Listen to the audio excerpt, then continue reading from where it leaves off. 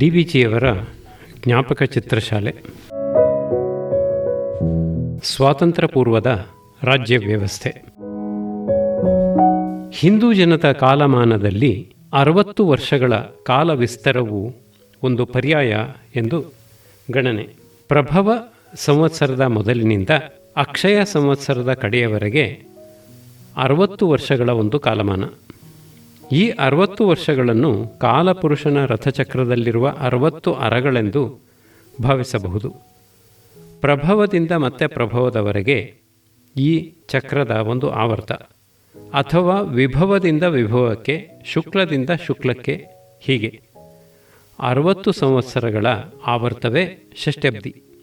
ಪುರುಷಾಯಸ್ಸಿನಲ್ಲಿ ಇಂಥ ಒಂದು ಆವರ್ತದ ಗಣನೆ ಅರ್ಥವತ್ತಾದದ್ದು ಎಂದು ಭಾವಿಸಿ ನಮ್ಮ ಜನ ಷಷ್ಠಬ್ದ ಪೂರ್ತಿಯನ್ನು ಒಂದು ಉತ್ಸವ ಮಾಡುವುದು ವಾಡಿಕೆ.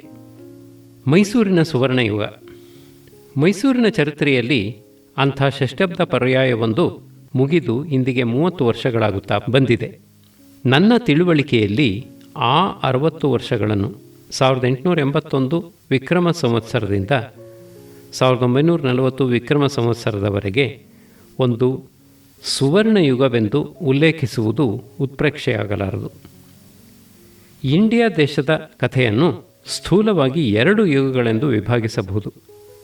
ಒಂದು ಪೌರಾಣಿಕ ಯುಗ, 2 ಚಾರಿತ್ರಿಕ ಯುಗ. ಪುರಾಣವೆಂದರೆ ಪೂರ್ವಕಾಲದ ಕಿಂವದಂತಿ, ಇತಿಹಾಸ, ಊಹಾಪೋಹ ಕಲ್ಪನೆ ಇವು. ಅದು ಬಾಹ್ಯ ಪ್ರಮಾಣದ ಆಧಾರವಿಲ್ಲದ್ದು. ಚರಿತ್ರೆ ಎಂದರೆ ತಾರೀಕು, ಸ್ಥಳ, ಮನುಷ್ಯ, ಸಂದರ್ಭ ಮೊದಲಾದ ವಿಷಯಗಳಲ್ಲಿ ಬಾಹ್ಯ ಪ್ರಮಾಣದ ಅಪೇಕ್ಷೆಯುಳ್ಳದ್ದು.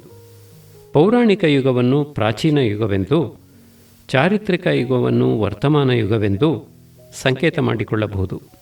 ವರ್ತಮಾನ ಯುಗವನ್ನು ದೃಷ್ಟಿಯಲ್ಲಿ ಇರಿಸಿಕೊಂಡು ನೋಡುವುದಾದರೆ ಮೈಸೂರಿನ 60 ವರ್ಷಗಳ 1881ರಿಂದ 1940 ಚರಿತ್ರೆಯು ಉತ್ತಮ ಮಟ್ಟದ ರಾಜ್ಯ ಪ್ರಗತಿಯ ಚರಿತ್ರೆ ಎಂದು ಧಾರಾಳವಾಗಿ ಹೇಳಬಹುದು. ರಾಜ್ಯದ ಸಂಕಲ್ಪ, ರಾಜ್ಯದ ಪ್ರಯತ್ನ, ರಾಜ್ಯದ ಸಾಧನೆ ಈ 3 ದೃಷ್ಟಿಗಳಿಂದಲೂ ಆಧುನಿಕ ಮೈಸೂರಿನ ವೃತ್ತಾಂತವು ಉಲ್ಲೇಖಾರ್ಹವಾದದ್ದು. 5 ಘಟ್ಟಗಳು. ಮೈಸೂರು ರಾಜ್ಯದ ಕಳೆದ 500 ವರ್ಷಗಳ ಚರಿತ್ರೆಯಲ್ಲಿ ಮುಖ್ಯ ಘಟ್ಟಗಳು 5 ಎಂದು ಹೇಳಬಹುದು. 1. ಯದುರಾಯರ ರಾಜಸ್ಥಾಪನೆಯ ದಿನದಿಂದ ನವಾಬ್ ಹೈದರಾಲಿಯ ಆಕ್ರಮಣದ, ಅಂದರೆ ಸುಮಾರು 1760ರವರೆಗೆ. 2. 1760ರಿಂದ ಟಿಪ್ಪು ಸುಲ್ತಾನನ ಅಂತ್ಯದವರೆಗೆ 1799. 3. ಮುಮ್ಮಡಿ ಕೃಷ್ಣರಾಜ ಒಡೆಯರವರ ಸಿಂಹಾಸನಾರೋಹಣದಿಂದ, ಅಂದರೆ 30/6/1799 ಬ್ರಿಟಿಷ್ ಸರ್ಕಾರದವರು ಅಧಿಕಾರ ವಹಿಸಿಕೊಂಡಾಗಿನವರೆಗೆ 1831. 4. ಬ್ರಿಟಿಷರ ಆಳ್ವಿಕೆಯ 50 ವರ್ಷಗಳು 1831ರಿಂದ 1881. 5. ರಾಜ್ಯದ ಆಳ್ವಿಕೆ ಪುನಃ ರಾಜಮನೆತನಕ್ಕೆ ಬಂದಾಗಿನಿಂದ 25/3/1881 ನಾಲ್ವಡಿ ಕೃಷ್ಣರಾಜ ಒಡೆಯರವರ ಅವಸಾನದವರೆಗೆ 3/8/1940. ಈ 5ನೆಯ ಘಟ್ಟದ 60 ವರ್ಷಗಳ ಕಥೆಯನ್ನು ಆ ಕಾಲದ ದಿವಾನರುಗಳ ಮೂಲಕ ಈ ಲೇಖನ ಮನೆಯಲ್ಲಿ ಸ್ಮರಿಸಿಕೊಳ್ಳುವುದಾಗುತ್ತದೆ. ಮೈಸೂರು ರಾಜ್ಯವು 3ನೆಯ ಸಾರಿ ಪುನಃ ಪ್ರತಿಷ್ಠಿತವಾದದ್ದು 1881ರಲ್ಲಿ. ಅಂದಿನಿಂದ 1941ರವರೆಗಿನ ದಿವಾನರುಗಳು ಅಥವಾ ಮುಖ್ಯಮಂತ್ರಿಗಳು 11 ಮಂದಿ. 1. ಸಿ ರಂಗಾಚಾರ್ಲೂರವರು 25/3/1881ರಿಂದ 21/1883. 2. ಸರ್ ಕೆ ಶೇಷಾದ್ರಿ ಅಯ್ಯರ್ ಅವರು 12/2/1883ರಿಂದ 10/8/1900. 3. TRA ತಂಬೂಚೆಟ್ಟಿಯವರು 11/8/1900ರಿಂದ 17/3/1901. 4. ಸರ್ PN ಕೃಷ್ಣಮೂರ್ತಿಯವರು 18/3/1901ರಿಂದ 29/6/1906. 5. VP ಮಾಧವರಾಯರು 30/6/1906ರಿಂದ 31/3/1909. 6. ಟಿ ಆನಂದರಾಯರು 1/4/1909ರಿಂದ 9/11/1912. 7. ಸರ್ ಎಂ ವಿಶ್ವೇಶ್ವರಯ್ಯನವರು 10-11-1912ರಿಂದ 9-12-1918. 8. ಸರ್ದಾರ್ ಎಂ ಕಾಂತರಾಜ ಅರಸುರವರು 10-12-1918ರಿಂದ 5-3-1922. 9. ಸರ್ ಎ ಆರ್ ಬ್ಯಾನರ್ಜಿಯವರು 6-3-1922ರಿಂದ 30-4-1926. 10. ಸರ್ ಮಿರ್ಜಾ ಎಂ ಇಸ್ಮಾಯಿಲ್ ಸಾಹೇಬರು 1-5-1926ರಿಂದ 31-5-1941. ಹಾಗೂ ಸರ್ ಎಂ ಎನ್ ಕೃಷ್ಣರಾಯರು 24-1933ರಿಂದ 31-8-1933 ಬದಲಿಯಾಗಿ. ಈ 11 ಮಂದಿಯಲ್ಲಿ 5ನೆಯವರಾದ ವಿ ಪಿ ಮಾಧವರಾಯರಿಂದ ಎಂ ಎನ್ ಕೃಷ್ಣರಾಯರವರೆಗೂ ಪ್ರತಿಯೊಬ್ಬರನ್ನೂ ನಾನು ವ್ಯಕ್ತಿಶಃ ದೂರದಿಂದಲೋ ಹತ್ತಿರದಿಂದಲೋ ಕಂಡವನು. ಅವರ ನೆನಪು ಮುಂದಿನ ಚರಿತ್ರಕಾರನಿಗೆ ಉಪಯೋಗವಾದೀತು. ಸ್ಥಳಾಧಿಕಾರಿಯ ಪ್ರಾಧಾನ್ಯ. ವ್ಯಕ್ತಿ ಚರಿತ್ರೆಗೆ ಹೋಗುವುದಕ್ಕೆ ಮುಂಚೆ ಆ ಕಾಲದ ಸರ್ಕಾರದ ಒಂದು ಮುಖ್ಯ ಲಕ್ಷಣವನ್ನು ನಿರೂಪಿಸಬಹುದು. ಆ ಲಕ್ಷಣ ಎಲ್ಲ ದಿವಾನರುಗಳ ಕಾಲಕ್ಕೂ ಸಮಾನವಾದದ್ದು ಮತ್ತು ಅಲ್ಲಿಂದೀಚಿನ ಪ್ರಜಾರಾಜ್ಯದ ಯುಗದಿಂದ ಬೇರೆಯಾದದ್ದು, ವ್ಯತಿರಿಕ್ತವಾದದ್ದು ಎಂದೇ ಹೇಳಬಹುದು. ಈ ಒಂದು ಲಕ್ಷಣವನ್ನು ಗ್ರಹಿಸಿದರೆ ದಿವಾನರುಗಳಿಗಿದ್ದ ಕಾರ್ಯಭಾರ ಎಂಥದ್ದು ಎಂಬುದು ಕೊಂಚ ಮಟ್ಟಿಗೆ ಊಹ್ಯವಾಗುತ್ತದೆ. ಆ ಸರ್ಕಾರದ ಲಕ್ಷಣವನ್ನು ಸ್ಥಳಾಧಿಕಾರಿಯ ಪ್ರಾಧಾನ್ಯ ಎಂಬ ಮಾತಿನಿಂದ ಸೂಚಿಸಬಹುದು. 1831ರಿಂದ 1881ರವರೆಗೆ 50 ವರ್ಷ ಕಾಲ ಬ್ರಿಟಿಷ್ ಸರ್ಕಾರವು ಮೈಸೂರು ರಾಜ್ಯವನ್ನು ಆಳಿತಷ್ಟೇ ಆ 50 ವರ್ಷಗಳ ಕಾಲ ಒಂದು ವ್ಯವಸ್ಥೆ ದೃಢಪಟ್ಟಿತ್ತು. ಯಾವ ಯಾವ ಕಾರ್ಯವನ್ನು ಯಾವ ಅಧಿಕಾರಿ ನಡೆಸತಕ್ಕದ್ದು, ಯಾವ ಪ್ರಶ್ನೆಯನ್ನು ಯಾವ ಅಂತಸ್ತಿನ ಅಧಿಕಾರಿ ತೀರ್ಮಾನಿಸತಕ್ಕದ್ದು ಎಂದು ನಿಶ್ಚಿತವಾಗಿತ್ತು. ಶೇಕ್ದಾರರು, ಅಮಲ್ದಾರರು, sub division officer, deputy commissioner, ಇದು ಅಧಿಕಾರಿ ಸೋಪಾನ. ಶೇಕ್ದಾರರಿಗೆ ಗೊತ್ತಾಗಿದ್ದ ಕೆಲಸವನ್ನು ಅವರೇ ಮಾಡಬೇಕು ಮತ್ತು ಮಾಡಿಯೇ ತೀರಬೇಕು. ಅಮಲ್ದಾರರು ಶೇಕ್ದಾರರ ಕೆಲಸಕ್ಕೆ ಕೈ ಹಾಕಬಾರದು, ವಿಶೇಷ ಕಾರಣವಿದ್ದ ಹೊರತು. ಅಮಲ್ದಾರರಿಗೆ ತಾಲೂಕಿನ ಆಡಳಿತದ ಜವಾಬ್ದಾರಿ ಸಂಪೂರ್ಣವಾಗಿತ್ತು ಮತ್ತು ತಾಲೂಕಿನ ಪ್ರಜೆಯೆಲ್ಲ ಆತನನ್ನು ತಮ್ಮ ಮುಖಂಡನೆಂದು ಅಂಗೀಕರಿಸಿತ್ತು. ಜನಕ್ಕೆ ಆಗಬೇಕಾದ ಕೆಲಸ ಯಾವುದೇ ಇರಲಿ, ದೇವಸ್ಥಾನದ ದುರಸ್ತಿ, ಕೆರೆ ಕುಂಟೆಗಳ ರಿಪೇರಿ, ಊರಿನ ಪಾಕೀಜ, ಸಾಂಕ್ರಾಮಿಕ ನಿವಾರಣೆ, ಅನ್ನಸತ್ರಗಳ ಏರ್ಪಾಟು, ಪೇಟೆಯಲ್ಲಿ ಮೆರವಣಿಗೆಯ ಬಂದೋಬಸ್ತು, ಅದು ಅಮಲ್ದಾರರನ್ನೇ ಅವಲಂಬಿಸಿಕೊಂಡಿತ್ತು. ಅಮಲ್ದಾರನ ಗೌರವವನ್ನು ಸಬ್ ಡಿವಿಷನ್ ಆಫೀಸರು, ಡೆಪ್ಯೂಟಿ ಕಮಿಷನರು ನಡೆಸಿಕೊಂಡು ಬರುತ್ತಿದ್ದರು. ಬಹಿರಂಗವಾಗಿ ಅಮಲ್ದಾರನ ಗೌರವಕ್ಕೆ ಯಾರೂ ಭಂಗ ತರುತ್ತಿರಲಿಲ್ಲ. ಡೆಪ್ಯೂಟಿ ಕಮಿಷನರ್ರವರಲ್ಲಿ ಯಾರಾದರೂ ಅಹವಾಲು ಹೇಳಿಕೊಂಡರೆ ಅಮಲ್ದಾರರನ್ನು ಕಂಡು ಹೇಳಿಕೊಳ್ಳಿ ಎಂದೇ ಜವಾಬು ಕೊಡುತ್ತಿದ್ದರು. ತಾವು ತೀರ್ಮಾನ ಕೊಡುವುದಕ್ಕೆ ಮುಂಚೆ ಅಮಲ್ದಾರರನ್ನು ಕೇಳಿಯೇ ನಡೆದುಕೊಳ್ಳುತ್ತಿದ್ದರು. ಅಮಲ್ದಾರನ ಅಭಿಪ್ರಾಯಕ್ಕೆ ಹೆಚ್ಚು ಬೆಲೆಯಿತ್ತು. ಅಧಿಕಾರ ಗೌರವ. ಅಮಲ್ದಾರನಿಗೆ ಹೀಗೆ ಪ್ರಾಶಸ್ತ್ಯವಿದ್ದ ಕಾರಣದಿಂದ ಆತನಿಗೆ ಜನಕ್ಕೆ ಕಾರ್ಯತಃ ಸಹಾಯ ಮಾಡಬಲ್ಲ ಸಾಮರ್ಥ್ಯವಿತ್ತು. ತನ್ನ ಸ್ಥಾನ ಗೌರವದ ಕಾರಣದಿಂದ ಆತನಲ್ಲಿ ಜವಾಬ್ದಾರಿ ಬುದ್ಧಿ ತುಂಬಿರುತ್ತಿತ್ತು. ಆ ಜವಾಬ್ದಾರಿಗೆ ತಕ್ಕ ಅಧಿಕಾರ ಶಕ್ತಿಯೂ ಇತ್ತು. ಹೀಗೆ ಸಮಸ್ತ ಪ್ರಜಾಭ್ಯುದಯ ಕಾರ್ಯಗಳಿಗೂ ಅಮಲ್ದಾರನೇ ಸೂತ್ರಧಾರನಾಗಿದ್ದವನು. ಡೆಪ್ಯೂಟಿ ಕಮಿಷನರ ವಿಚಾರವೂ ಅಷ್ಟೇ. ಸಾಮಾನ್ಯವಾಗಿ ಡಿಸ್ಟ್ರಿಕ್ಟಿಗೆ ಸಂಬಂಧಪಟ್ಟ ಎಲ್ಲ ವಿಷಯಗಳಲ್ಲಿಯೂ ಡೆಪ್ಯೂಟಿ ಕಮಿಷನರ ಮಾತೇ ಕಡೆಯ ಮಾತು. ಸರ್ಕಾರವು ಡೆಪ್ಯೂಟಿ ಕಮಿಷನರಿಗೆ ವಿರೋಧವಾಗುವಂಥ ಯಾವ ಹುಕುಮನ್ನೂ ಹೊರಡಿಸುತ್ತಿರಲಿಲ್ಲ. ಸಾಮಾನ್ಯ ಪ್ರಜೆಗೆ ಸರ್ಕಾರವೆಂದರೆ ಡೆಪ್ಯೂಟಿ ಕಮಿಷನರು. ಡೆಪ್ಯೂಟಿ ಕಮಿಷನರಿಗೆ ನಿಗ್ರಹಾನುಗ್ರಹ ಶಕ್ತಿ ದೃಢವಾಗಿದ್ದರಿಂದ ಯಾವ ಒಂದು ಒಳ್ಳೆಯ ಕೆಲಸವನ್ನಾಗಲಿ ಮಾಡುವುದು ಆತನಿಗೆ ಸಾಧ್ಯವಾಗಿತ್ತು. ಧರ್ಮೋ ರಕ್ಷತಿ ರಕ್ಷಿತಃ ಎಂಬಂತೆ ಒಬ್ಬ ಅಧಿಕಾರಿಯ ಗೌರವವನ್ನು ಜನ ಕಾಪಾಡಿದರೆ ಆ ಜನವನ್ನು ಆ ಅಧಿಕಾರಿಯು ಕಾಪಾಡುವವನಾಗುತ್ತಾನೆ.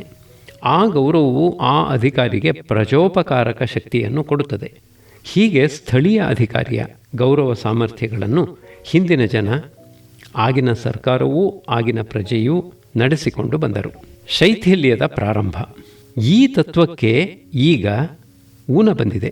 ಸ್ಥಳೀಯ ಅಧಿಕಾರಿಯ ದರ್ಪಕ್ಕೆ ಹಾನಿ ತಟ್ಟಿದ್ದು ಸರ್ ಮಿರ್ಜಾ ಸಾಹೇಬರ ಕಾಲದಲ್ಲಿಯೇ ಎಂದು ಕೆಲವರು ಹೇಳಿಯಾರು.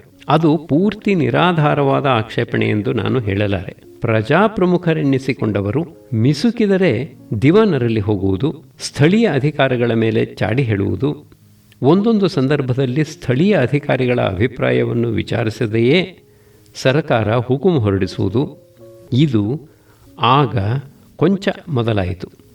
ಒಬ್ಬರಿಬ್ಬರು ಕೌನ್ಸಿಲರುಗಳು ಅಮಲ್ದಾರರನ್ನು, ಡೆಪ್ಯೂಟಿ ಕಮಿಷನರನ್ನು ಸಹ 10 ಜನರೆದುರಿಗೆ ಅವಹೇಳನ ಮಾಡಿದ್ದುಂಟು. ಹೀಗೆ ಅಮಲ್ದಾರರ ಕೈ ದುರ್ಬಲವಾಯಿತು. Deputy commissioner ದುರ್ಬಲರಾದರು. 1948ರಲ್ಲಿ ಸಂಪೂರ್ಣ ಸ್ವರಾಜ್ಯ ಬಂದು ಜವಾಬ್ದಾರಿ ಸರ್ಕಾರ ಪ್ರಾರಂಭವಾದ ಮೇಲೆ ಆಡಳಿತದ ಬಿಗಿಯೂ ಶಿಸ್ತು ಯಾವ ಮಟ್ಟಕ್ಕೆ ಬಂದಿದೆ ಎಂಬುದನ್ನು ನಾನು ಕೇಳಿಬಲ್ಲೆ, ರುಜುವಾತು ಕೊಡಲಾರೆ. ವಾಚಕರು ಕೇಳಿರುವ ವರದಿಗಳು ನಾನು ಕೇಳಿರುವುದಕ್ಕೆ ವಿರೋಧವಾಗಿರುವ ಪಕ್ಷದಲ್ಲಿ ಅವರು ರುಜುವಾತು ಕೊಟ್ಟಾಗ ನನ್ನ ಅಭಿಪ್ರಾಯವನ್ನು ತಿದ್ದಿಕೊಳ್ಳಲು ನಾನು ಸಿದ್ಧನಾಗಿರುತ್ತೇನೆ. ಸ್ವಾತಂತ್ರ್ಯ ಪೂರ್ವದ ದಿನಗಳಲ್ಲಿ ರಾಜ್ಯದ ಅಧಿಕಾರ ಸ್ಥಾನಗಳು ಮೈಸೂರಿನಲ್ಲಿ 3 ಎಂದು ಹೇಳಬಹುದು. 1 ಮಹಾರಾಜರು, 2 ಬ್ರಿಟಿಷ್ ರೆಸಿಡೆಂಟರು, 3 ರಾಜ್ಯ ಸೇವಕ ವರ್ಗ, ಸಿವಿಲ್ ಸರ್ವಿಸ್ ಮೊದಲಾದ ವೇತನಗ್ರಾಹಿಗಳ ವ್ಯೂಹ, ಪಬ್ಲಿಕ್ ಸರ್ವಿಸ್. ಇವುಗಳಲ್ಲಿ 3ನೆಯ ವರ್ಗ ಇಂದಿನವರಿಗೂ ಪರಿಚಿತವಾದದ್ದು. ಮಹಾರಾಜರ ಮತ್ತು ಬ್ರಿಟಿಷ್ ರೆಸಿಡೆಂಟರ ಕಾರ್ಯವಿಭಾಗವನ್ನು ಕುರಿತ ಕೆಲವು ಸಂಗತಿಗಳನ್ನು ಇಲ್ಲಿ ಸ್ಮರಿಸಬಹುದು. ಮಹಾರಾಜರ ಅಧಿಕಾರ ನಾಮ ಮಾತ್ರದ್ದು, ಮುದ್ರಿಕೆ ಒತ್ತುವ ಮಾತ್ರದ್ದು, ರಬ್ಬರ್ ಸ್ಟ್ಯಾಂಪ್, ವಾಸ್ತವಿಕವಾದದ್ದಲ್ಲ, ಕಾರ್ಯಪರಿಣಾಮ ಉಳ್ಳದ್ದಲ್ಲ. ಈ ರೀತಿ ಅಭಿಪ್ರಾಯ ಇಟ್ಟುಕೊಳ್ಳುವುದು ತಪ್ಪು. ಅದು ಬರಿಯ ಆಗ್ರಹ ಪ್ರಧಾನವಾದ ಅಸಂಗತವಾದ ಅಭಿಪ್ರಾಯ. ವಸ್ತುಸ್ಥಿತಿಯನ್ನು ನೋಡುವುದಾದರೆ ಮೈಸೂರಿನಲ್ಲಿ ಸಿಂಹಾಸನಾಧಿಕಾರಿಗಳಾಗಿದ್ದವರೆಲ್ಲ ರಾಜ್ಯಾಡಳಿತದಲ್ಲಿ ವಾಸ್ತವಿಕ ಪ್ರಭಾವವಿದ್ದವರು. ಅವರಲ್ಲಿ ಚಾಮರಾಜ ಒಡೆಯರವರು ಪಟ್ಟಕ್ಕೆ ಬಂದ ಹೊಸತಿನಲ್ಲಿ ಬಾಲ್ಯದಲ್ಲಿದ್ದರು ಮತ್ತು ರಂಗಾಚಾರ್ಯರು ಅವರಿಗೆ ಗುರುಸ್ಥಾನದಲ್ಲಿದ್ದರು. 3ನೇದಾಗಿ ಬ್ರಿಟಿಷ್ ರೆಸಿಡೆಂಟರು ಪಕ್ಕದಲ್ಲಿಯೇ ಇದ್ದರು. ಈ ಕಾರಣಗಳಿಂದ ಚಾಮರಾಜ ಒಡೆಯರವರ ಆಳ್ವಿಕೆಯ ಮೊದಲಿನ ವರ್ಷಗಳಲ್ಲಿ ಅವರ ಕೈವಾಡ ಹೆಚ್ಚಾಗಿ ಕಾಣಿಸಿಕೊಳ್ಳದೇ ಇರಬಹುದು. ಅನಂತರ ಶೇಷಾದ್ರಿ ಅಯ್ಯರ್ ಅವರ ಕಾರ್ಯನೀತಿಗಳ ಮೇಲೆ ಚಾಮರಾಜ ಒಡೆಯರವರ ಉಸ್ತುವಾರಿ ಜಾಗರೂಕವಾಗಿತ್ತು. ಆಮೇಲೆ ವಾಣಿವಿಲಾಸ ಸನ್ನಿಧಾನದವರು ಮಹಾರಾಣಿ ರೀಜೆಂಟ್ ಆಗಿದ್ದ ಕಾಲದಲ್ಲಿ ಆಕೆಯ ಪ್ರಭಾವ ಹೆಚ್ಚಾಗಿಯೇ ಇತ್ತೆಂದು ನಾನು ಕೇಳಿದ್ದೇನೆ. ಸರ್ ಕೆ ಶೇಷಾದ್ರಿ ಅಯ್ಯರ್ ಅವರು ಮಹಾರಾಣಿಯವರ ಉಸ್ತುವಾರಿ ಕೊಂಚ ಜೋರಾಯಿತೆಂದು ಅಸಮಾಧಾನ ಪಟ್ಟಿದ್ದರೆಂದು ಕೇಳಿದ್ದೇನೆ. ಅದು ನಿಜವೋ ಅಲ್ಲವೋ, ಸರ್ ಕೆ ಶೇಷಾದ್ರಿ ಅಯ್ಯರ್ ಅವರು ಮಹಾರಾಣಿಯವರ ಮಾತಿಲ್ಲದೆ ಯಾವ ದೊಡ್ಡ ಕೆಲಸವನ್ನೂ ಕೈಗೊಂಡವರಲ್ಲ. ಅವರ ವಿಷಯದಲ್ಲಿ ಆಕೆಯ ಗೌರವ ಬರುತ್ತಾ ಹೆಚ್ಚಾಯಿತೆಂದು ಆಗಿನ ಜನ ಹೇಳುತ್ತಿದ್ದರು. ಆಕೆಯ ತರುವಾಯ ಬಂದ ಮಹಾರಾಜರು ನಾಲ್ವಡಿ ಕೃಷ್ಣರಾಜ ಒಡೆಯರ್ರವರಂತೂ ಸಾಂಕುಶ ರಾಜಪದ್ಧತಿ, ಕಾನ್ಸ್ಟಿಟ್ಯೂಷನಲ್ ಮೊನಾರ್ಕಿಯ ಆದರ್ಶ ಪ್ರಭುವಾಗಿದ್ದರು.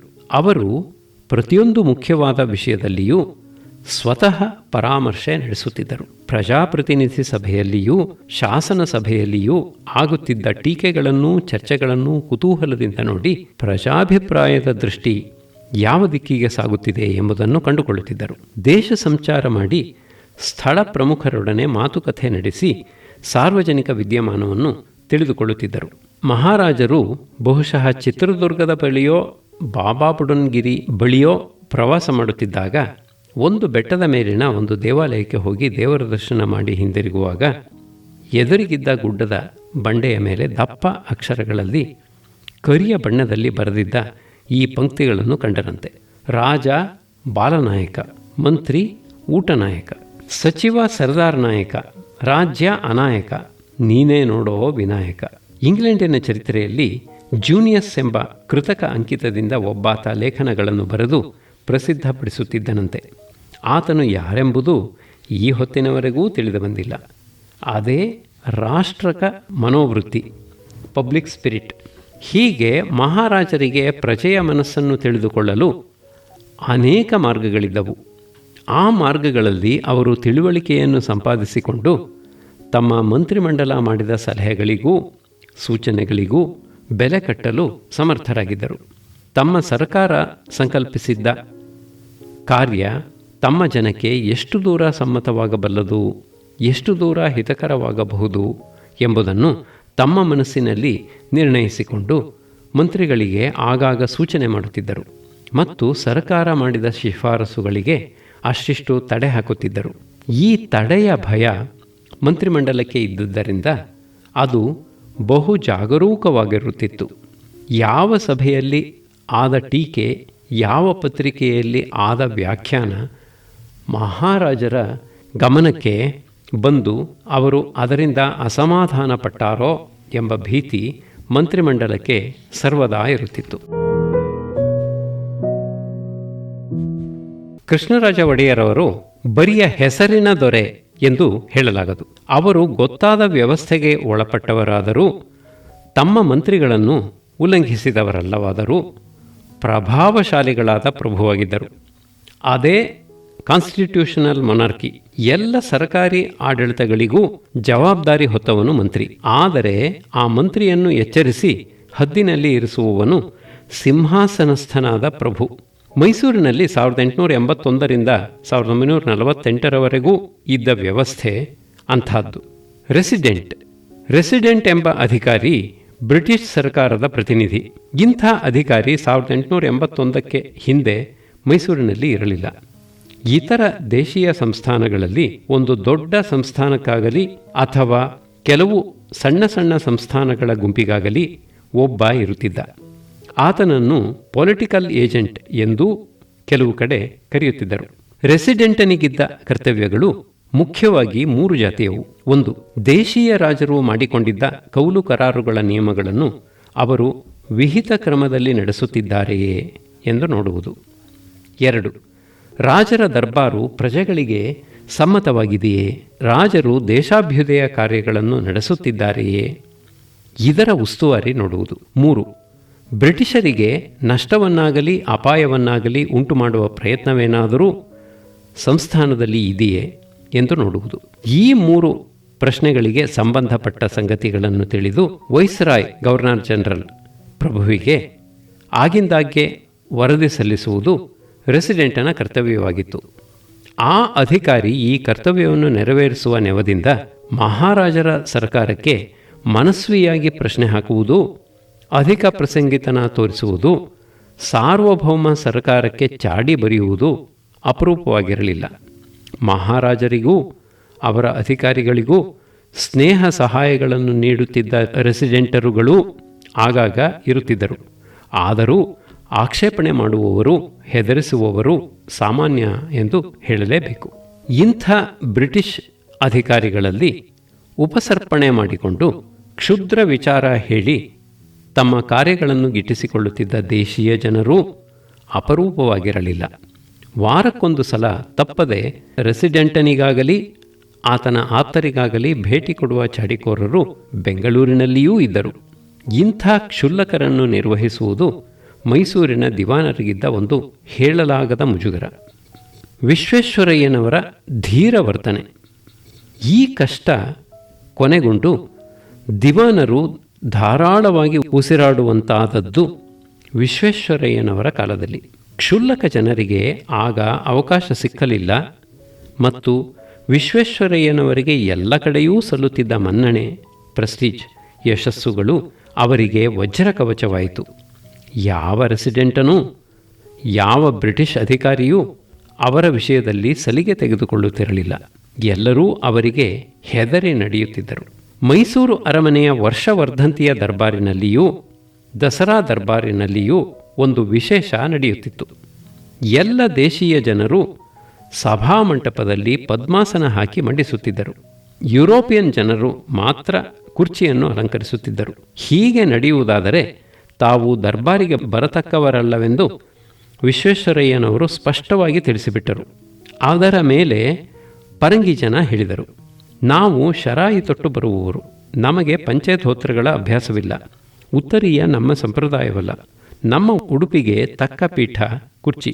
ಇದನ್ನು ಆಲೋಚಿಸಿ ವಿಶ್ವೇಶ್ವರಯ್ಯನವರು ಹೇಳಿದರು, ಯುರೋಪಿಯನ್ ಜನರಿಗೋಸ್ಕರ ಬೇರೆ ದರ್ಬಾರು ನಡೆಯಲಿ. ಆ ಹೊತ್ತು ದೇಶೀಯ ಮಹಾಜನರು ಕುರ್ಚಿಯ ಮೇಲೆಯೇ ಕೂಡುವರು. ವಿದೇಶಿಯರಿಗೂ ಸ್ವದೇಶಿಯರಿಗೂ ಮಾನ ಮರ್ಯಾದೆಗಳು ಸಮಾನವಾಗಿರಬೇಕು. ಸ್ವದೇಶಿ ಜನ ಮಾತ್ರ ಇರುವ ಸಭೆಯಲ್ಲಿ ನಾವು ನಮ್ಮ ಸಂಪ್ರದಾಯವನ್ನು ಅನುಸರಿಸಬೇಕು. ಮಹಾರಾಜರು ಇದನ್ನು ಮನಸಾರ ಒಪ್ಪಿದರು. ಹೀಗೆ ಇನ್ನೂ ಎಷ್ಟೋ ವಿಷಯಗಳಲ್ಲಿ ವಿಶ್ವೇಶ್ವರಯ್ಯನವರು ಪರಂಗಿ ಜನರ ಠೇಂಕಾರವನ್ನು ತಪ್ಪಿಸಿದರು.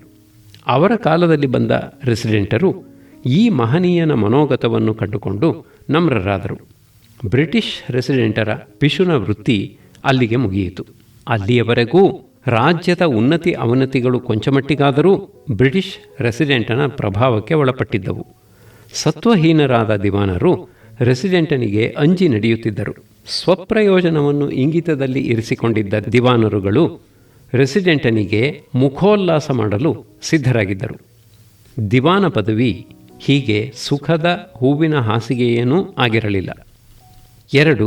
ಭಾರತದ ಪ್ರಪ್ರಥಮ ಪ್ರಜಾರಾಜ್ಯವಾದಿ ಸಿ ರಂಗಾಚಾರ್ಯರು. ಚೆಟ್ಟಿಪುಣ್ಯಂ ರಂಗಾಚಾರ್ಯರನ್ನು ನಾನು ನೋಡಿದವನಲ್ಲ. ಅವರು ಸತ್ತು 5-6 ವರ್ಷಗಳಾದ ಮೇಲೆ ನಾನು ಹುಟ್ಟಿದ್ದು. ರಂಗಾಚಾರ್ಯರವರ ಆಡಳಿತವನ್ನು ಕುರಿತು ತಕ್ಕ ಮಟ್ಟಿಗೆ ವಿಸ್ತಾರವಾದ ಗ್ರಂಥವನ್ನು ಇಂಗ್ಲಿಷಿನಲ್ಲಿಯೂ ಕನ್ನಡದಲ್ಲಿಯೂ ಬರೆದಿದ್ದೇನೆ. ಅದು 57-58 ವರ್ಷಗಳ ಹಿಂದೆ. ಅವರ ಚರಿತ್ರೆಯಲ್ಲಿ ನನ್ನ ಮನಸ್ಸನ್ನು ಹಿಡಿದು ಅಲ್ಲಿ ದೃಢವಾಗಿ ನಿಲ್ಲಿಸಿರುವ ಸಂಗತಿ ಅವರಿಗೆ ಪ್ರಜಾರಾಜ್ಯ ಪದ್ಧತಿಯ ಅರಿವು ಅಷ್ಟು ಹಿಂದೆ ಆಗಿತ್ತೆಂಬುದು. ಇಂಡಿಯಾ ದೇಶದಲ್ಲೆಲ್ಲ ಮೊಟ್ಟ ಮೊದಲನೆಯ ಪ್ರಜಾರಾಜ್ಯವಾದಿ ದಿವಾನ್ ರಂಗಾಚಾರ್ಯರವರು. ಅವರು 1881ರಲ್ಲಿ ಸ್ಥಾಪಿಸಿದ ಪ್ರಜಾಪ್ರತಿನಿಧಿ ಸಭೆ ರೆಪ್ರೆಸೆಂಟೇಟಿವ್ ಅಸೆಂಬ್ಲಿ ಈಗ ನಿರ್ನಾಮವಾಗಿದೆ. ಕಾಲ ಪ್ರವಾಹವು ಎಷ್ಟೋ ರಾಜ್ಯಗಳನ್ನೂ ಚಕ್ರಾಧಿಪತ್ಯಗಳನ್ನೂ ಎಷ್ಟೋ ಮತಗಳನ್ನೂ ಸಾಹಿತ್ಯಗಳನ್ನೂ ಕೊಚ್ಚಿಕೊಂಡು ಹೋಗಿದೆ. ಎಷ್ಟೋ ಒಳ್ಳೆಯದನ್ನು ಅದು ಆಗಲೇ ಇಲ್ಲ ಎಂದೆನಿಸಿದೆ. ಹಾಗೆ ಕಾಲದ ಹೊಡೆತಕ್ಕೆ ಸಿಕ್ಕಿ ನಷ್ಟವಾದದ್ದರಲ್ಲಿ ಮೈಸೂರು ಪ್ರಜಾಪ್ರತಿನಿಧಿ ಸಭೆ ಒಂದು. ಪ್ರಜಾಪ್ರತಿನಿಧಿ ಸಭೆ ಮೈಸೂರು ಪ್ರಜಾಪ್ರತಿನಿಧಿ ಸಭೆಯನ್ನು ಸ್ಥಾಪಿಸಿದ ರೀತಿ ನಮ್ಮ ಕಾಲಕ್ಕೆ ಬೋಧಪ್ರದವಾಗಿದೆ. ರಂಗಾಚಾರ್ಯರು ಅಂಥ ಅಪೂರ್ವವಾದ ಮಹಾಕಾರ್ಯವನ್ನು ಪ್ರಾರಂಭಿಸಿದರಾದರೂ ಆ ಆರಂಭಕ್ಕೆ ಯಾವ ಉತ್ಸವವನ್ನೂ ನಡೆಸಲಿಲ್ಲ, ಯಾವ ತುತ್ತೂರಿಯನ್ನೂ ಊದಿಸಲಿಲ್ಲ, ಯಾವ ಮಂಟಪ ವೇದಿಕೆಗಳನ್ನೂ ಕಟ್ಟಿಸಲಿಲ್ಲ. ಮಹಾರಾಜರು ಅಧಿಕಾರ ಸ್ವೀಕಾರ ಮಾಡಿದ ವರ್ಷದಲ್ಲಿ ನವರಾತ್ರಿಯ ದರ್ಬಾರು ವಿಜೃಂಭಣೆಯಿಂದ ನಡೆಯಿತು. ಬಹು ವರ್ಷಗಳಿಂದ ನಿಂತು ಹೋಗಿದ್ದ ಆ ಉತ್ಸವ ಪುನಃ ಪ್ರಾರಂಭವಾದದ್ದಕ್ಕಾಗಿ ಪ್ರಜಾಜನರು ಸ್ವಾಭಾವಿಕವಾಗಿ ಸಂಭ್ರಮಪಟ್ಟರು.